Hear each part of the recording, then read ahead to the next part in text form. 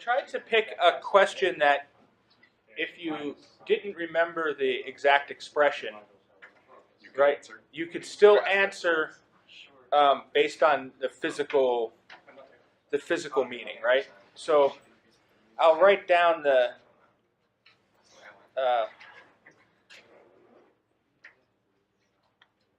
the spiral stresses.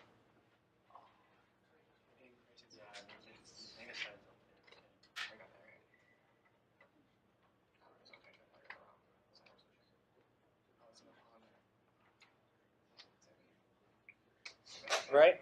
But so even if you didn't remember this at all, right? Even if you didn't remember this equation at all, you should be able to get almost, the only tricky one is the Poisson's ratio, thinking about it from a physical point of view. Right? But if you remember, what is the spiral stress? Right? What physically is it? Stress removal and dislocation, one at inner atomic space. Yeah, so it's the lattice friction, right? It's how hard a dislocation is to move through the lattice, right? So if we think about these, right, so the interplanar spacing, right? If you're on planes that are well separated, is it going to be easier or at planes that are closer together? Farther apart, right? So the more well separated out the planes are, right, the less interference you have. So think about, right? So think about a close packed lattice, right? So let me draw this a little neater.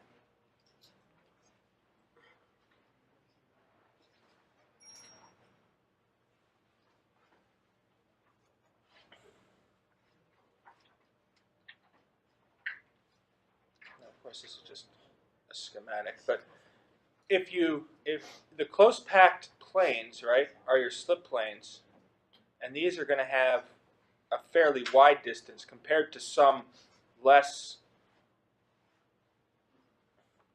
close packed, right? You can see that on these planes, obviously, there's going to be a lot more interference from neighbors and a much higher stress. Okay, Berger's vector. Right. What effect is that going to have? Directly. Right. It's directly, right? Obviously, the farther you have to move it, right, the more difficult it is. To move. Shear modulus. Right. Right. So how it's obviously right there in the equation, but just thinking about it from a physical point of view, right? How is it? Right. We model the force potential, right, as that sinusoid. We think about you need to move past, right? The higher the shear modulus, the higher that peak, right? So the greater the activation energy we have to come to get to the and then E, the in-plane atomic spacing along the slip direction, right? That's just the Berger's vector, right? It's the same thing. It's just instead of saying the Berger's vector, I gave a physical description of it. And then the difficult one that is hard to reason out from a physical point of view is Poisson's ratio, right? But what you can remember is the ratio between Poisson's ratio and the core width, right? So since you said it, I don't remember what it is. Right? So basically the core width is d over 1 minus the Poisson's ratio, right? So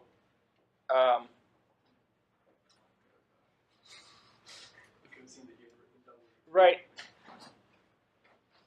So Poisson's ratio is down here, right? So what happens if we make Poisson's ratio larger?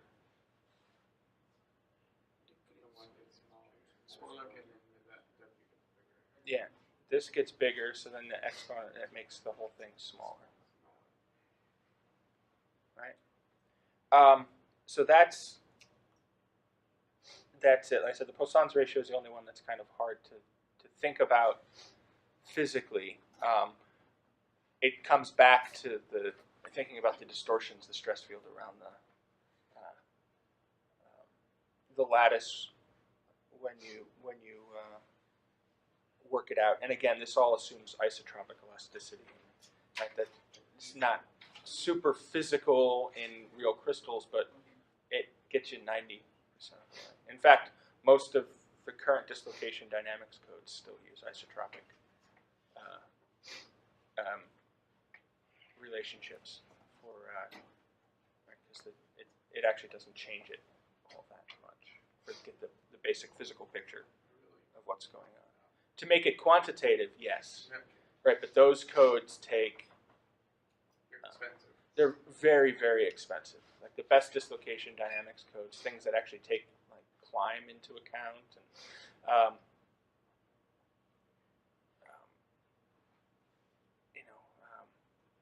the group at the Air Force Research Labs is taking months and months of time on the Department of Defense's best supercomputing resources to calculate like to 1% strain in an FCC crystal, right? With the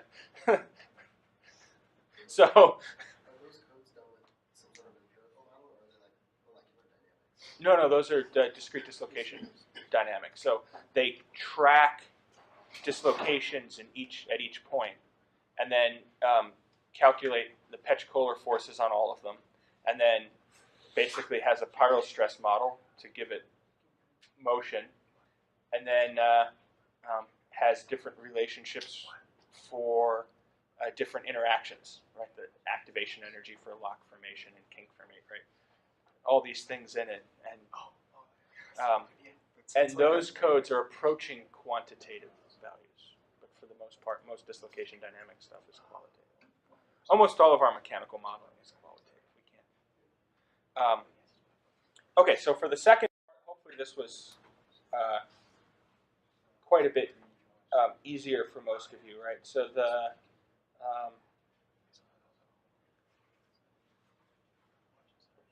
the easiest, which dislocations are going to be the easiest to move, right? Right. So metals. So if we go lowest to highest, right? So the close packed slip systems, right? And then right, metals on non-close packed.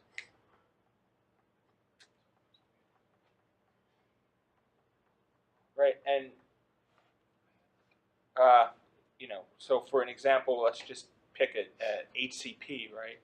So these would be the basal slip and prismatic slip, right?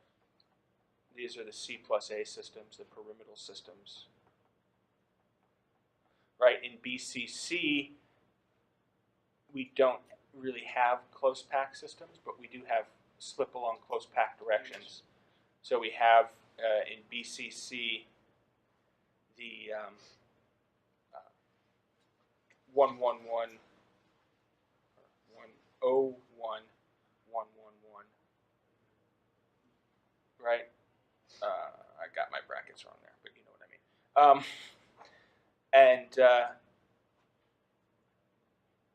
The other BCC systems, right, are significantly more difficult to move, involve thermal activation, right?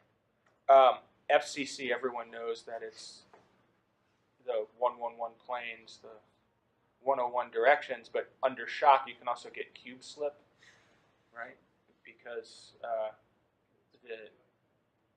the 101 direction is also in that, right? You've got a close packed direction along the body, along the face diagonal, right? So under extreme conditions, you can get dislocation motion along those odd planes when you have enough energy to overcome the large piral stress. Okay, and then so what's going to be next? Ionic or covalent ceramics? Ionic, right? Yeah, you don't have, and then covalent, right? And I didn't talk in this about dislocations in ceramics. When we get to deformation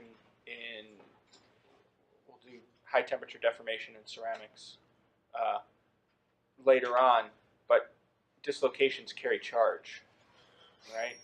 And so that's one of the primary reasons why in ionic materials it's so much harder to deform. Right? You gotta there's charge balance to account for, and the bonding is significantly stronger. And then covalent, you not only have a very strong bond, you also have a strongly directional bond, right? So it's much more difficult to overcome. So again, I tried to give a question that you could reason out physically without remembering the exact equation. I really don't want to give quizzes, right? I know you guys don't want them. It served another purpose, though, because the midterm's coming up, and this is not out of the ballpark for something that I would expect as a quick question on the midterm, right? So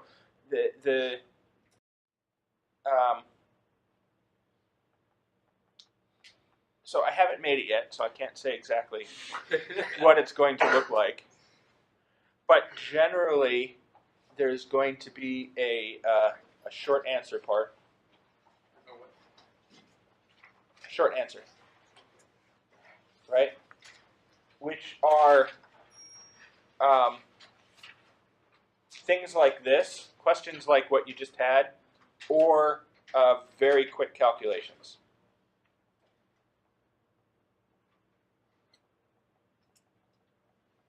Okay, and these will be like closed book stuff, right? Because otherwise, right? If you had your notes in front of you, right? There would have been no point to answering this question. And that will be roughly 40% of the exam, somewhere around there. Right? Then there'll be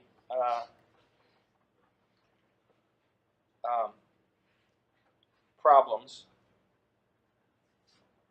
and generally what I've done in the past when I've given in-class exams is there's either been 3 or 4 of these, and depending on the length and the number, right, it will either be do 2 out of the 3 or 3 out of 4. Right, so you can have your choice of what ones I ask you to do. And typically, the exam, I'm not very good at gauging the difficulty or the time it takes to do the exam. So they all have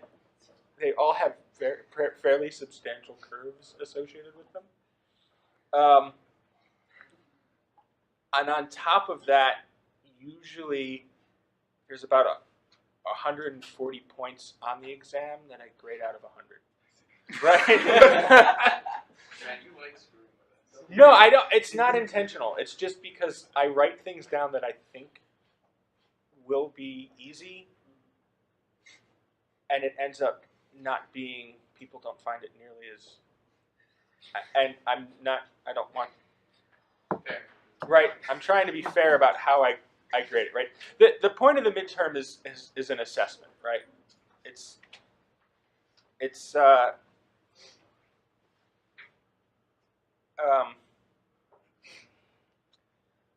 where you guys are as a whole, right? I don't think it's very fair to hold you to a standard that I haven't, like, right? It's as much an assessment on my teaching as it is on your, right? So I write questions that I feel that you should be able to do, right? And that doesn't necessarily mean that everyone is able to do them. I will be very happy when my teaching gets to a point where I can explain things at a point and come up with the right homework exercises that you guys learn everything that I want you to learn, right? But that's, I don't think anyone is actually there, right? Any teacher. So that's why I grade it the way that I grade it. So don't leave here feeling demoralized on next week, because if you feel that you've done really badly, chances are everyone else has done really badly, and it'll all come out nice and clean in the wash. Right? I think you need to put an important quote from Douglas Adams on the exam. Which one? Don't panic. Don't panic. Yes. And just to clarify, this is on the first? This is on the 1st. Yes. Monday? Wednesday. Okay. Oh, yeah. So that's during TMS. Oh, that's TMS. Who else? Is anyone else going to TMS? That sounds like a good enough reason to me to make it Monday. No, I'm getting it shakes. Well, TMS is all next week. No, I meant the Monday, the following Monday, not earlier. I'm going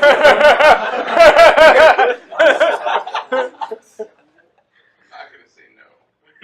Right? No. So, is there any objection if we make it Monday? What day is that? The 6th. The 6th.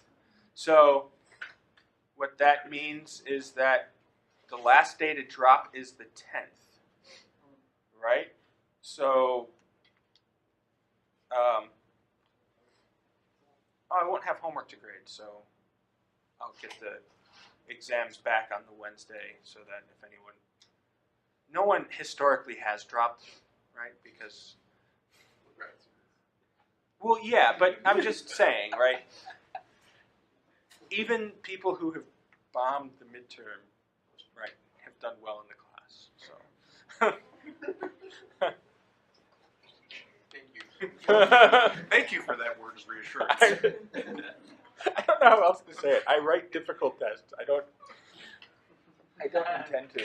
My actual favorite exam style was when I took physical metallurgy. I took it from this old British guy, Roger Doherty, I've seen those exams. who is the he's like the guru of diffusive phase transformations. Like he literally wrote the book, right? Stability of microstructures. But the way he did the exam was kind of cool. In the British system, you have to get like the exams approved by the program, right? And then those are all set before the course. So he would, before he, like the first day of class, he would write the midterm and the final, right? Which meant that the week before the exam was very important to pay attention in class, because that meant it's all the stuff that he has on the exam that he didn't actually cover.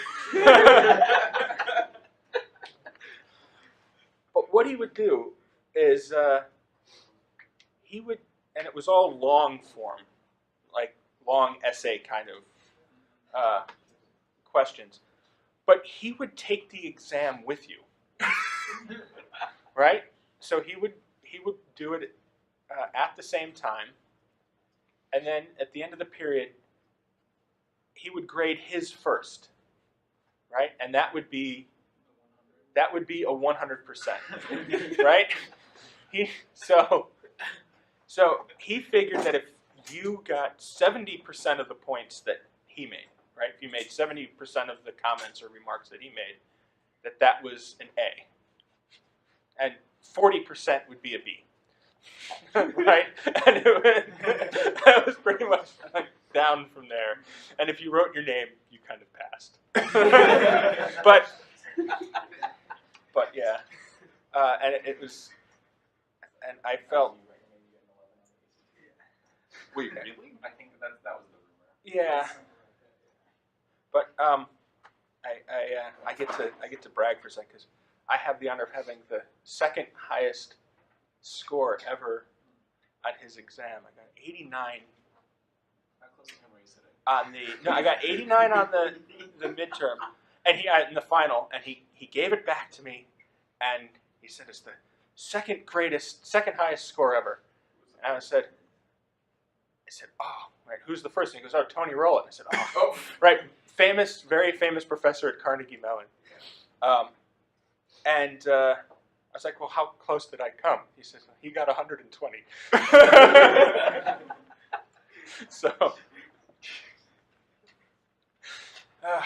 So I did good, but not good enough. Okay, let's get some time going. So questions, I want to go over that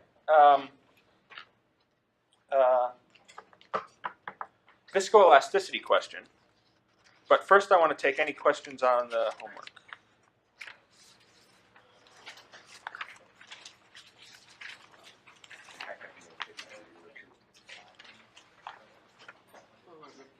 For the is dislocation, do we need to do the air stress function?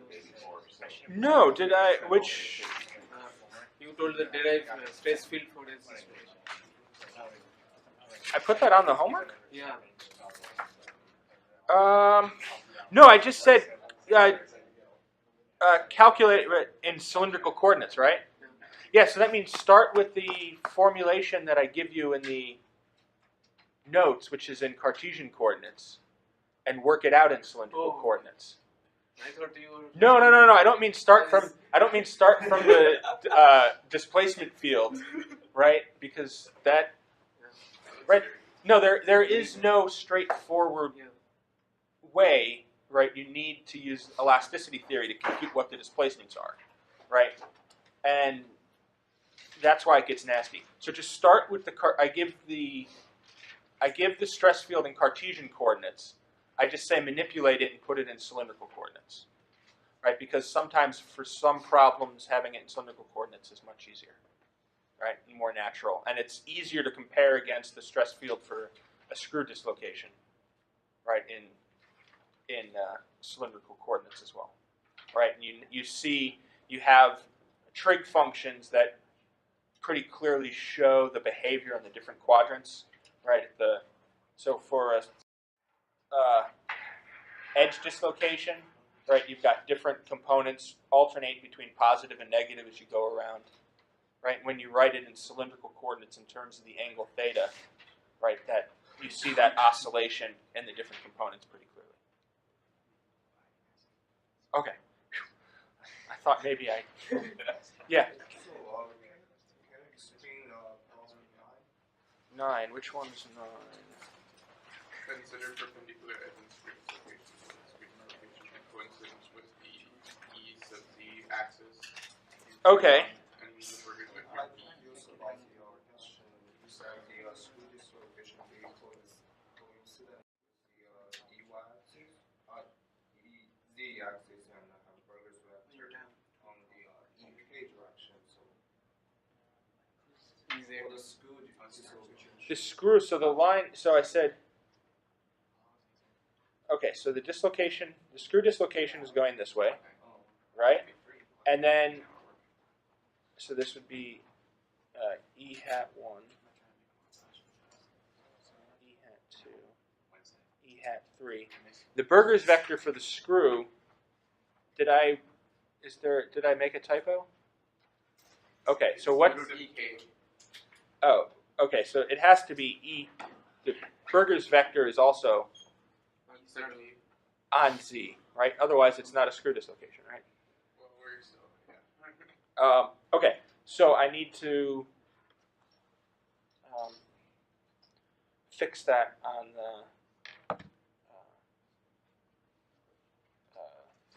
the sheet, and I will put out an addendum immediately after class. Okay, so let's keep going through there because I want to make sure I didn't screw up anything else in the geometry. Okay, so I say that edge, I have a perpendicular edge dislocation. Which way? Lies in the x equals 0 plane and has With dislocation line line parallel with the x-axis and Brady's vector v. Okay, so the x equals 0 plane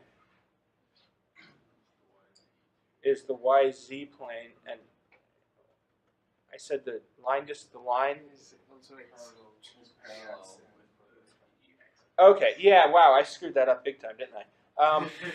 That means 1 at 1. Okay, so it's going to be, so we, obviously, the line direction is parallel to x. It's in the z equals 0 plane, right? Right? And so this is an edge, and this is a screw. I will fix that immediately after class.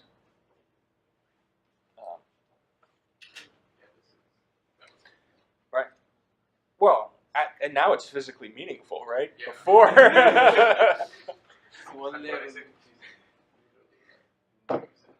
Yeah. I profoundly apologize about that.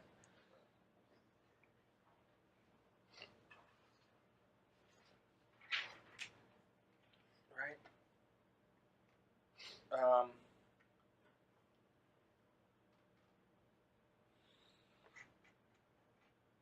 Yeah, I'll reword it and make sure I understand. All right, do I want it to allow it to be?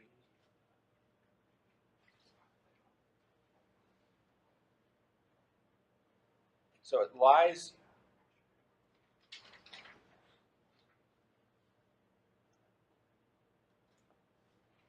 I gotta look back at my notes and determine whether, look at my solution, right?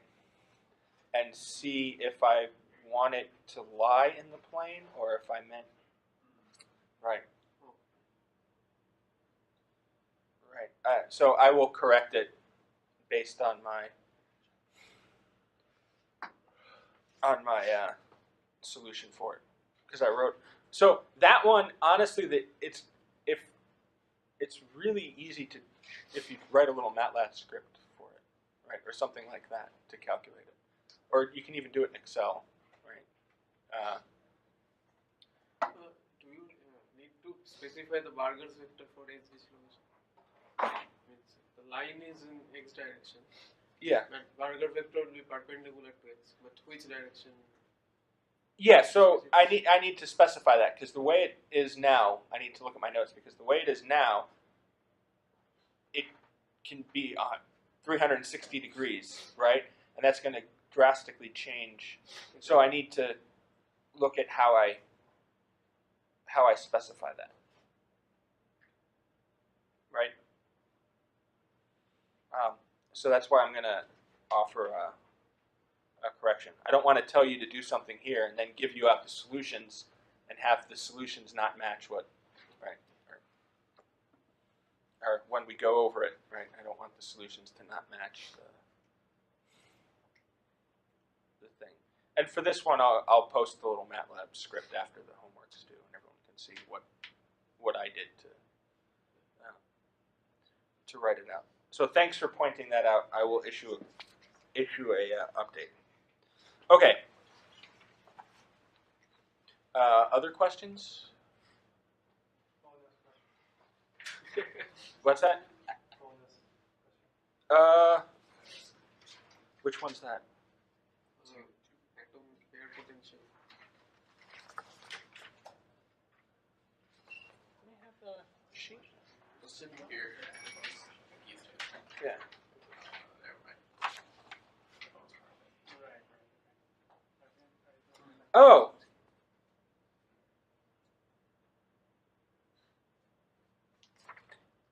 Yeah, I threw that on there because there's a book,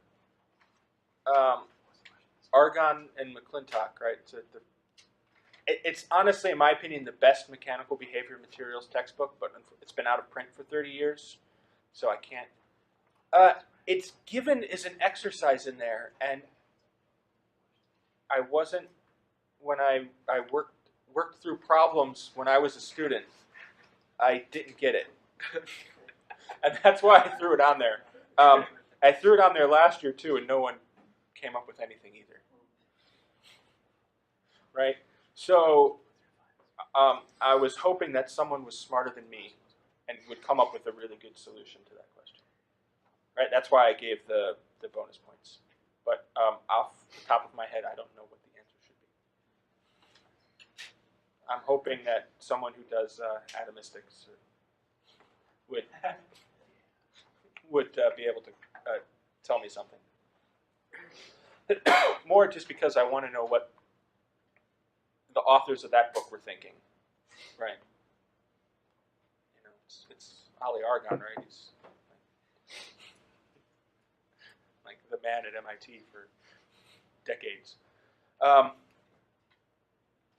Other questions? What was the weight of the quiz that we just took? It depends on how bad it is. This is out of curiosity. It's going to be less than a homework assignment. Yeah. Yeah, it'll. So there's currently 13 copies of Argon and McClintock on Amazon for like $10 to $20. Yeah, it's a fantastic book. It's just. I was expecting it to be way more expensive. Well, I mean, it was first published in the 50s and was published. Right, it was the textbook to use through the 80s. So it's sitting on every like engineer's bookshelf, right?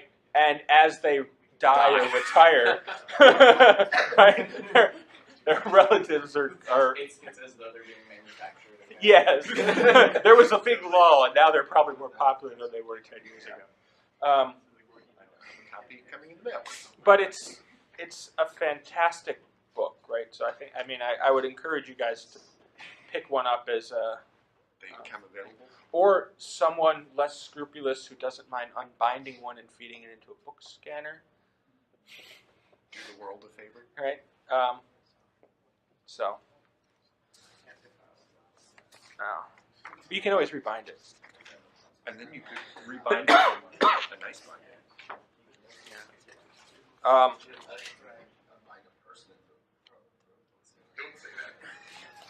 Right? I think this ends up with you in prison. What's that? Unbinding a person and feeding them through a book Oh, scanner? yeah. Okay, so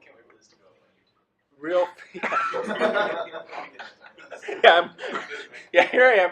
I've already said that everyone is going to fail my exam, and encouraged textbook piracy. You already see that based on the readings that I assigned. So I'm not. If there was a good book, I really wish there was a book I could tell you all to buy and that we could follow, and I could give homework assignments out of that book. And it isn't there. Okay, so for this question, I had originally planned on you guys going through it, but time management is not on my strong suit today. So we've got an 8mm diameter nylon bolt. Right, and it's joining two ceramic plates. Now this is where your spider sense should be tingling, right? Because this is like the third class where I've talked about this problem. So, It's almost like it might be on the exam. and almost like, yeah. Okay, and I give a relaxation modulus. I use J in the notes for relaxation modulus, right? Or G? Relaxation is G. Is G, okay.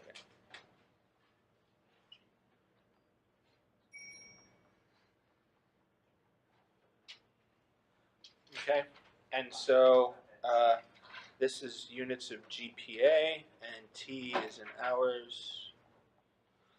Okay, and we tighten the bolt quickly, right, so that the force in the bolt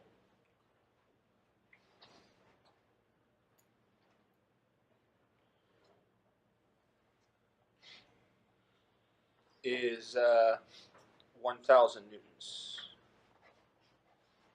Okay, so find the strain in the bolt, right? So what we want is the stress at time equals 0, right? Is just 1,000 newtons divided by the area of the bolt, right?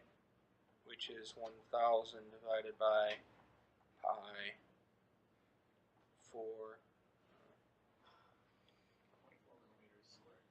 4 times 10 to the minus 3 squared. We keep it in consistent units, right? And then we end up with 1.99 times 10 to the 7th pascals, right?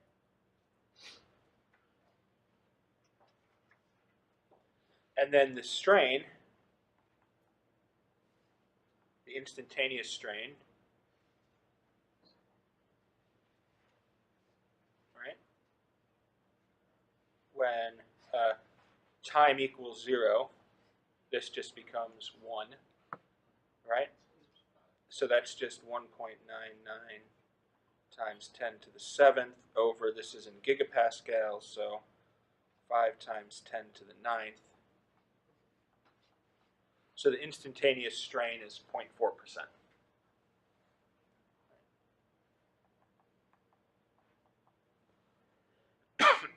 Right? So now we're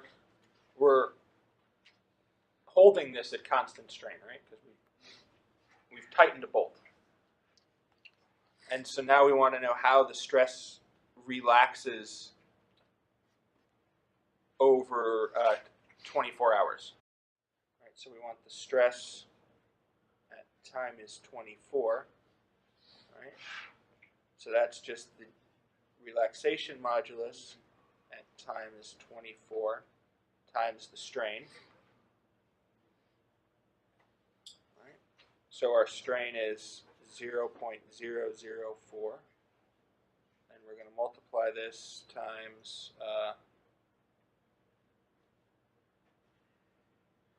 5 xp minus 24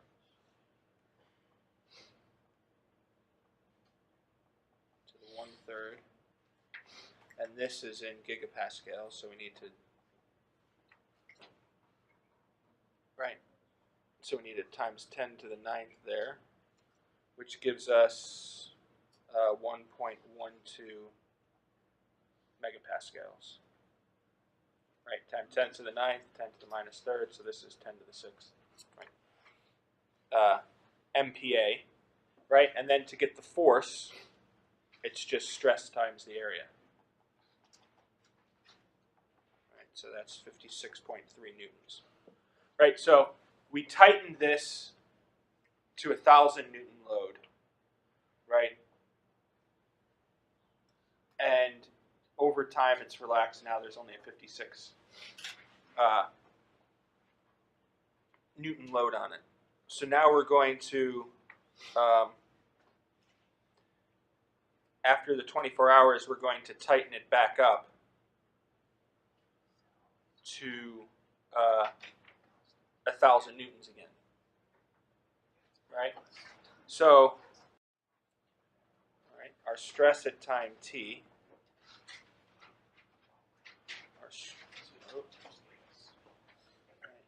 G of t, right, times our initial strain, plus, we just do our superposition.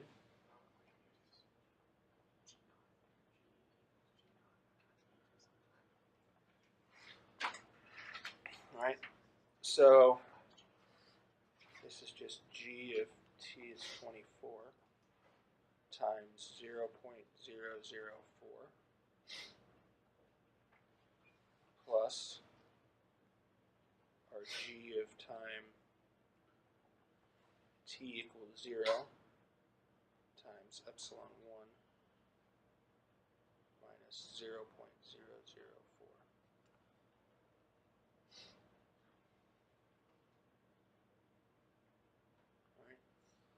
And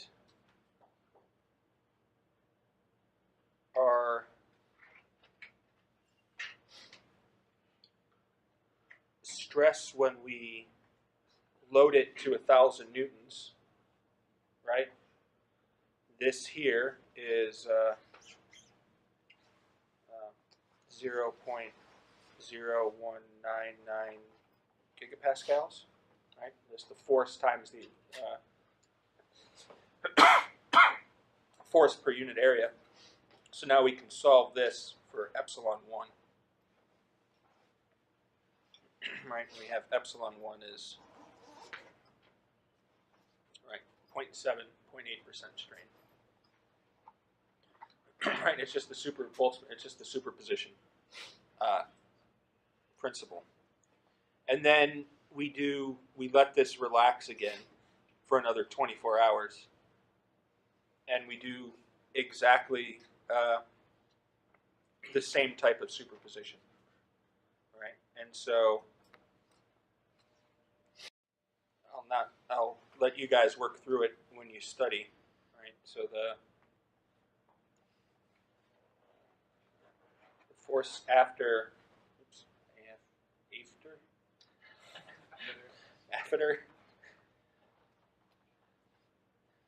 so the force after an additional 24 hours is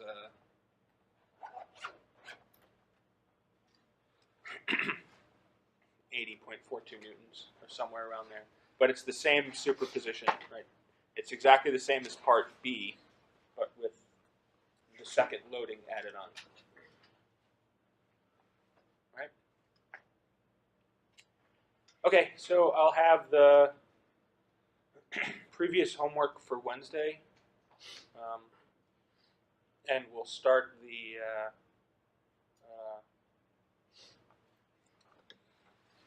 strengthening mechanisms, which is one of my favorite topics, right? Because it's so closely related to everything. Well, yeah, but it's closely related to what I do, so that makes me happy. Okay.